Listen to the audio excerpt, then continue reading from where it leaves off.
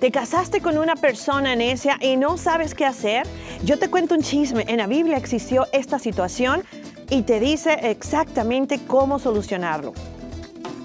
Aprende a vivir cada día con propósito y alegría. Aprende a disfrutar las bendiciones diarias, porque cada día es un regalo precioso y una vida abundante es tu herencia. Por eso, aprende a vivir tu mejor vida hoy con Andrea Trujeque. Hola y bienvenidos una vez más a una nueva edición de tu programa favorito, Tu Mejor Vida Hoy. Yo soy Andrea Trujeque y quédate porque te voy a contar, mira, lo peor que te puede suceder es que tu cónyuge, si tú eres casado o tienes una pareja, que tu cónyuge sea una persona que crea que no debe cambiar. Y no es que no crea que crea que el matrimonio o la vida en pareja sea perfecta, porque ambos pueden ver los errores, sino que esa persona piensa que eres tú el error. Créeme, lo sé por experiencia propia. Mira, en la Biblia hubo una mujer llamada Abigail, la cual dice la Biblia que era muy sabia y muy hermosa, pero escogió mal al galán. Su esposo era un hombre muy rico y era un hombre grosero, era amargado, era bastante egoísta. Te voy a contar un poquito la historia para que vayas entendiendo. Dice la Biblia que había en Maón un hombre muy rico, dueño de 1000 cabras y 3000 ovejas. Hay que recordar que en aquel entonces ese era el medio de riqueza. Estas ovejas estaban siendo esquiladas en un monte que se llamaba Carmel, donde tenía su hacienda. Y luego más adelante dice, se llamaba Nabal. Ahora te voy a decir qué significa Nabal. La palabra Nabal significa necio. Y Nabal pertenecía a la familia de Caleb. Su esposa Abigail era una mujer bella y muy inteligente. Nabal, por el contrario, era insolente y de mala conducta.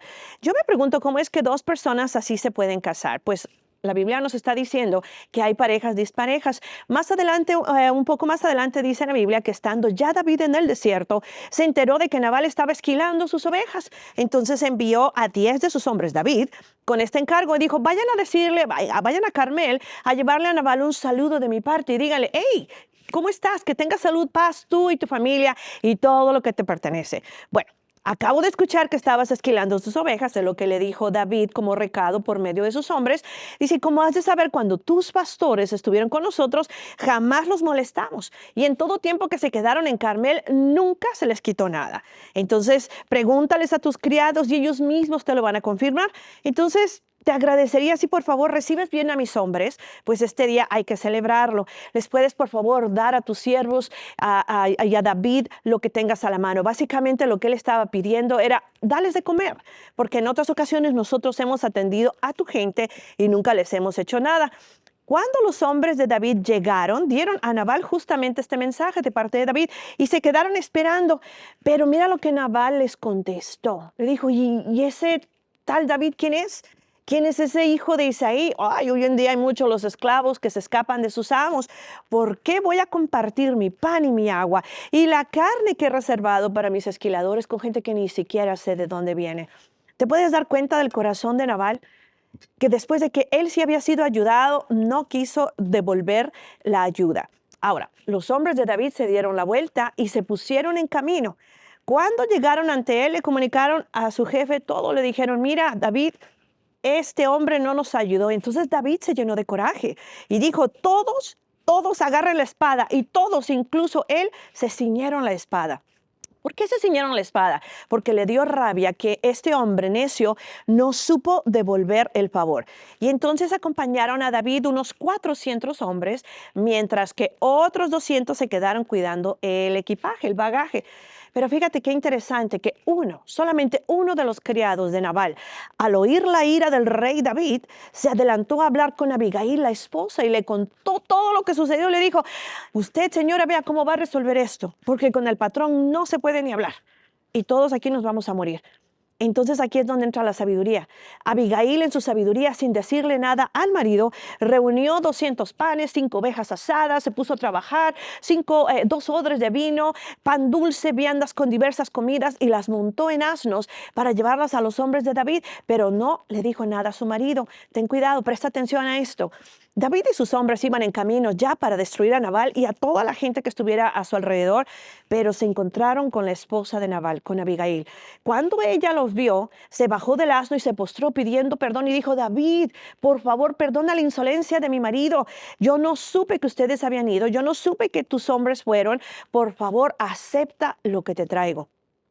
Esta mujer empezó a profetizar y empezó a bendecir a David y le dijo: no dañes tu reputación, que no derrames sangre. Ella estaba cuidando a su marido y a sus bienes, pero también estaba dándole la bendición a David y empezó a profetizarle, de manera que David se quedó impactado y le dijo: wow, mujer, gracias, porque a lo que me estás diciendo estás evitando que yo derrame sangre de coraje, de rabia, y que yo haga justicia con mis propias manos. Así que David aceptó la comida y le dijo que se vaya en paz. Entonces pudieron comer. Aquí viene lo interesante. Cuando regresa a casa, Nabal ya estaba borracho porque había celebración, ¿recuerdas? Entonces ella no le contó nada, sino que hasta el día siguiente. Pero cuando Nabal se enteró de lo que su esposa hizo y de cómo reaccionó David, le dio un paro cardíaco y ahí cayó muerto de inmediato. ¿Crees que aquí termina la historia? No, porque cuando David se enteró de la muerte de Nabal, agradeció a Dios y dijo: vayan y búsquenme a esa mujer porque la quiero como esposa. Y cuando fueron a buscarla, Abigail dijo: sí, acepto. Ahora hay que entender siempre algo. Número 1, en la pareja siempre uno de los dos debe guardar la compostura. Siempre alguien tiene que tener la sabiduría. No pueden ambos ser Nabales porque solamente se van a destruir. Número 2, Dios no es ciego, ni es injusto, porque mientras tú hagas tu parte y hagas lo que es correcto, agradando a Dios, Él se va a hacer cargo de tus enemigos. Mira lo que pasó con Nabal. Número 3, yo te voy a decir en este momento que todo lo que has perdido por causa de hacer lo correcto para Dios, Él te lo va a devolver con intereses, porque de estar casada con un viejo necio como Nabal, porque era avanzado de edad, se casó con un rey alto. Te voy a describir cómo era David. David era alto, era ungido, era profeta, era guapo, era pelirrojo, era más joven, era músico y era mucho más rico que Nabal. Había sido ya escogido como rey, pero todavía no estaba en su posición de rey. Así que en este momento, yo no sé qué circunstancias estés pasando, pero en tu mejor vida hoy, quiero decirte que no te desanimes. Tú continúa haciendo tu parte. No te contamines de la amargura ajena.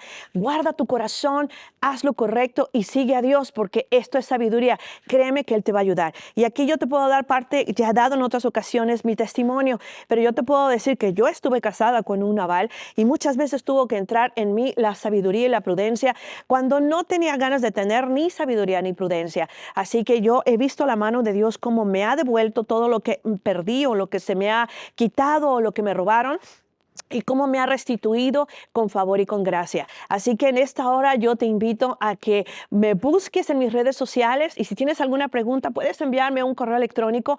Al final de esta programación vas a ver dónde están mis correos electrónicos y mi dirección para que te puedas comunicar. Y recuerda, siempre alguien debe ser la persona que tiene la sabiduría, que tiene el orden. No podemos estar dos Nabales en un mismo lugar. Así que en el nombre del Señor yo te bendigo y seguimos adelante. Hello, I'm Dr. H. Michael Chitwood, and I want to bring to you today Vision Broadcasting Network of America. We have an extensive blend of interdenominational and multicultural programming. We provide state-of-the-art faith, family, and finance content, and we are totally committed to producing high-quality television just for you. Vision Broadcasting Network has a singular goal, and that is to help each church, each ministry reach as many people as possible and introduce them to Jesus Christ. We do this by providing the largest platform in broadcasting today, using every source that's available. VBN has over 75 years of experience in helping others with the vision that God has given them to come into fruition. We are the next generation in Christian broadcasting with a cutting edge of streaming technology. I can make your program look very, very good and very professional with professional excellence. If you're interested in becoming a programmer on one of our 100 channels, or if you'd like to find out how you can become a VBN partner to help spread the gospel around the world, then go to vbntv.org, vbntv.org. Vision Broadcasting Network is the #1 network for faith, family, and finances. We are VBN. Y bueno, hoy tengo una invitada muy especial, es una amiga muy querida. Ella es Priscilla Castleberry. Ella es abogada que se especializa en casos de migración y también en cuestiones de finanzas. Ella es una abogada de lo familiar, de migración, y su enfoque es ayudar a las personas, a las familias latinas a alcanzar el sueño americano a través de heredar a sus hijos y no a que el gobierno les quite o obtengan o se queden con lo que con tanto esfuerzo han obtenido. Ella se enfoca en la preservación y planeación de las finanzas, tanto para casados como para divorciados. Démosle la bienvenida a la abogada Priscilla, por favor, si puedes venir. Gracias por estar con nosotros en esta hora. Toma asiento. Gracias por aceptar esta invitación. Cuéntanos, Priscilla, un poco acerca de ti.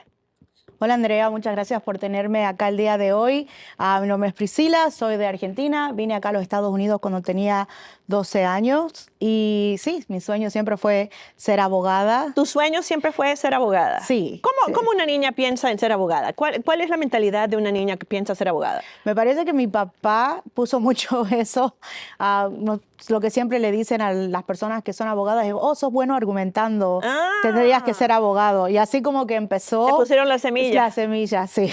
Ah, Sí. qué bueno. Entonces, cuando llegaste aquí a los Estados Unidos a los 12 años, llegaste como inmigrante. Correcto, sí. ¿Y cómo se fue desarrollando? Entramos con una visa de turista, esas son buenas solo por 3 meses y después nos quedamos Exacto. indocumentados por casi, 12 años yo, hasta que salió DACA y apliqué para hacer DACA. Fue una de las primeras personas para aplicar y me dieron DACA y después conocí Al amor de tu al vida. amor de mi vida. Sí. Ahora, explícale a las personas que nos están viendo qué significa DACA, porque algunas personas no tienen conocimiento de DACA. Yo he escuchado DACA, pero en sí no sé qué es. ¿Qué es DACA? Sí, DACA es un programa que sacó la administración de Obama para los niños que habían venido a los Estados Unidos por medio de sus padres, lo trajeron y entonces les daba la opción de tener permiso de trabajo y licencia y poder ir a la escuela porque decían, ellos no decidieron entrar ilegalmente, Claro. sus padres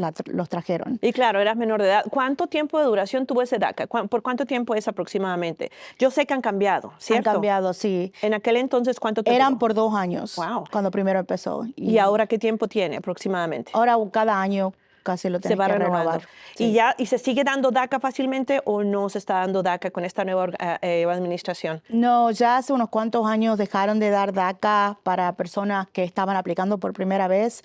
Ahora están renovando las personas que ya habían aplicado, pero no están dando nuevos DACA. Pues eso es una gran bendición que por lo menos, es cierto, o sea, nunca me había puesto a pensar en esto. Los niños no tienen la culpa de lo que los padres hicieron. Tú eres menor de edad y te trajeron y pues tú vas a donde tus padres te ponen. Ahora, cuéntame un poco, ¿cómo empezaste la carrera de la abogacía? Porque me imagino que no fue fácil. ¿Qué estudiaste? Cuéntanos. Sí, así que empecé haciendo justicia criminal, agarré mi asociado en justicia criminal. ¿Te gusta eso? Sí, me encanta, me encanta. Si no fuera porque sí es un trabajo como muy difícil de hacer como mamá, porque tienes horas por todos lados y no tienes que estar siempre disponible. Quizás lo hubiera hecho, pero me gustó mucho y después no podía estudiar más porque, no tenía papeles. Así que dejé de estudiar. Pero a ver, espera, entonces quiere decir que tú estudiaste esto prácticamente sin tener la residencia. Correcto. Solamente con DACA. Ahora, ¿los precios en las universidades te los dan como extranjera o te los dan como residente? Porque yo sé que varían las horas. Sí, te lo dan como extranjera. Oh, wow. Sí. Oh, wow. Estamos hablando de que $300 a $600 horas. Casi el doble de lo que paga una persona con residencia. Con residencia, sí. ¿Cómo pasaste tú, por ejemplo, y cómo pagaste todo eso? ¡Qué barbaridad! Mis padres siempre, la meta número 1 de ellos siempre fue educación. Así que ellos dijeron que iban a pagar por el primer degree, el primer título. Y entonces después nos tocaba a nosotros y ellos pagaron mi primer título que fue de justicia criminal y el primer título de mi hermano que fue de enfermero. Tu hermano. De enfermero. Oh, Somos wow. 4. Wow. Así que pagaron el primero de mi tercer hermano que es electricista y el de mi hermana que ella trabaja para plantas nucleares asegurándose de que la bomba atómica radiología. no. Sí, no haya... No explote. Sí, casi. Ok, ahora, ¿cuántos años te tomó a ti estudiar para ser abogada? Son 7 años, son 4 años de tu bachillerato Claro, claro. y después 3 años de doctorado.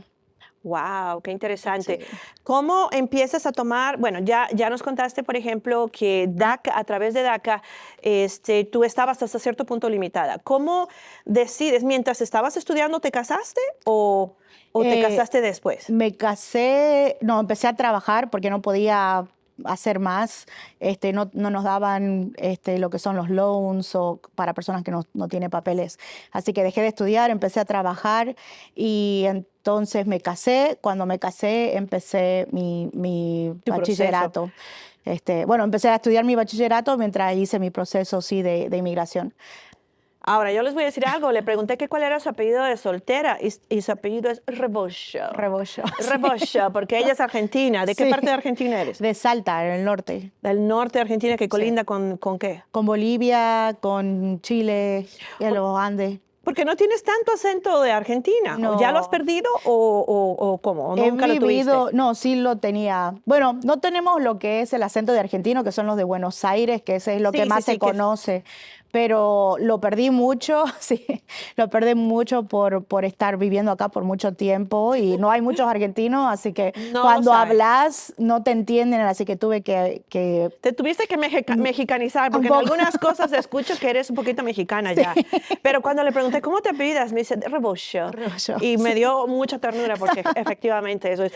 Ahora, terminas, o sea, estoy admirada de que tus padres hicieron un gran esfuerzo por pagarte la escuela. Sí. Debió haber sido carísimo. Era muy Wow. caro. Esto era como en el 2005 o 2006 y salía un residente, pagaba creo 1.500 para un, ¿no es cierto?, Chat State o ponerle Dalton State. Y ellos tenían que pagar $3,000 por hijo Por cada hijo. semestre. O Sí. sea que los dos trabajaban a full. Sí. Pero bueno, estamos muy agradecidos por la presencia. La vamos a seguir teniendo aquí en la programación. No se va a ir porque ella se va a quedar conmigo en la siguiente sección. Vamos a hablar de un poquito más de algunas cosas, pero ella se va a seguir quedando, así que hay personas que nos estuvieron mandando sus preguntas y ella las va a empezar a responder. Así que muchísimas gracias en esta sección. Y bueno, ¿algo que quieras decir antes de concluir? No, muchas gracias por tenerme y estoy muy feliz de poder proveer educación e información a la gente de nuestra área. Ahora, ella es local aquí en el área de Chattanooga, Tennessee, por si tú la necesitas. Vamos a dejar su información y los links para que la busques, porque en cuestiones de migración y en cuestiones también de finanzas, porque ella también es experta en eso. Pero vamos a ir hablando más adelante. Te bendecimos. Hello, I'm Michael Chitwood, and I'm the CEO and president of Chitwood & Chitwood, and Church Management and Tax Conferences has been conducting seminars for pastors and church leaders, elders, deacons, and trustees, check writers, and anybody involved in financial affairs for churches now for almost 50 years. We've enjoyed this opportunity to work for you and to help you and to be a support for you. I want you to know that I'm coming to your city real soon for a one-day seminar so that we can update you and your staff with all the new guidelines. It's also an empowerment conference, a church structure conference. In fact, we call it the Ultimate Conference. I want to see you there. Just give us a call or just go down to that website there and you can enroll right now for your city, and I'm going to see you real soon there. Hoy te quiero presentar una nueva sección que se llama la Generación X. Los de la Generación X nacimos entre 1965 y 1980. Estamos ahí en un sándwich entre los baby boomers y los millennials. Creo que tú eres millennial, ¿no? Sí, millennial. Ella es millennial. Nosotros vivimos esa transición de la era analógica a la era digital. Así que nosotros somos todoterreno. En ese sentido no nos pasa nada. Fíjate que nos hemos tenido que adaptar a diferentes circunstancias. Todos los que somos de la época Generación X somos todoterreno, somos fuertes, lo hemos resistido todo, nada nos causa daño, Nosotros somos las personas perfectas para ir a la guerra. Sí. Porque lo aguantamos todo, hemos tenido guerras en nuestra casa, etcétera, etcétera. Pero hoy te quiero hablar acerca de cómo fuimos expuestos a cosas peligrosas y estábamos hablando acerca de que cómo en Argentina y en México, porque yo nací en México, en Argentina y en México todavía se practican este tipo de cosas. Por ejemplo, fuimos expuestos a tomar agua. ¿De dónde tomabas agua cuando tenías sed en Argentina? De la manguera. De la manguera. Sí. Ni qué pensar que ibas a tener una botella de agua. Oh, no. Esas son ondas de aquí. Sí. Eso yo ya lo viví acá. Pero bebíamos de bebederos. Recuerdo que cuando íbamos a jugar y cuando íbamos a hacer todo tipo tú sabes, porque me imagino que en Argentina también sucede como sucede en México, o sucedía en México antes de la era de los teléfonos celulares y todos los iPads y todo eso. La mayor diversión era salir a correr con tus amiguitos. Claro, hasta que se ponga el sol. Hasta que se ponía oscuro. Y la verdad es que, pues, te daba sed. Yo corría hasta que me ardía el pecho. Yo me acuerdo que yo corría hasta que sentía que el pecho me ardía. Y obviamente tienes sed. Ahora, las aguas no se vendían. Así que en aquel entonces, y le pregunté si esto pasaba en Argentina, ir a tocarle la puerta a alguien y decir, ¿me regala un vasito de agua? Sí. ¿Sí? ¿Te lo daban? Sí, claro, los vecinos, todos ya te conocían, ya sabían de que estabas ahí jugando todo el día. El problema era que no podías ir a tu casa, porque si ibas a tu casa, tu mamá ya no te dejaba salir. Te decía, no, ya te quedas. Entonces, cuando tenías mucha sed, ibas a tocar a la vecina y decía, oiga, vecina, ¿me regala un vasito de agua? Y llegaba la vecina, sí, y te daba el vasito de agua. Ahora, nosotros crecimos, y yo sé que ella es millennial, pero todavía esa cultura, yo me imagino que sus papás, obviamente, sí lo vivieron. Y esa cultura era de que te vamos a exponer a todo, y nosotros fuimos todo terreno. Sí. Lo resistimos todo. Agua, mira, le ibas a pedirle agua al vecino. Por ejemplo, recuerdo esto. Los bebederos, íbamos a un lugar que se llamaba la zona deportiva. Y los bebederos, después de ir a correr y veníamos sudados en el sol de Tuxtla Gutiérrez, Chiapas, que es súper caliente, y los bebederos, si tenían agua, cuando le oprimías salía el agua oxidada. Recuerdo ese sabor a metal, a óxido, pero era lo único que había, entonces y salía caliente. Entonces, si tenía agua el bebedero y le aplastabas, tenías que dejar que saliera el primer chorro porque estaba sucia. Y ya después de eso salía el agua limpia. Yo no sé de dónde venía esa agua, pero sabía a óxido. Algo que tú nos puedas contar de tu tiempo, de tu niñez en Me acuerdo mucho que mi mamá nos gritaba ya cuando se ponía el sol.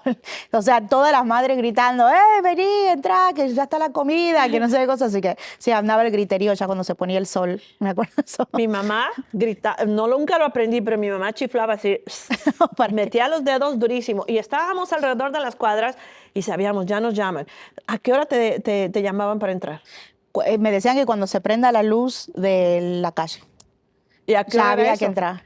Ya que eso, no sé, cambiaba con el 7, 8, no sé. Eso es algo que me sorprendió mucho de acá, que los chicos se van a dormir a las 7, 8 y nosotros despiertos hasta las 9, 10. 10 de la noche, Ya. todos estábamos brincando en casa. Sí. Nosotros teníamos vivíamos en la ciudad y obviamente toda la calle tenía niños. Sí. Y éramos como 15, 20 niños y todos salíamos a jugar. Entonces, como ella dice, todas las madres gritando para que ya te metas, y nos hacíamos los sordos.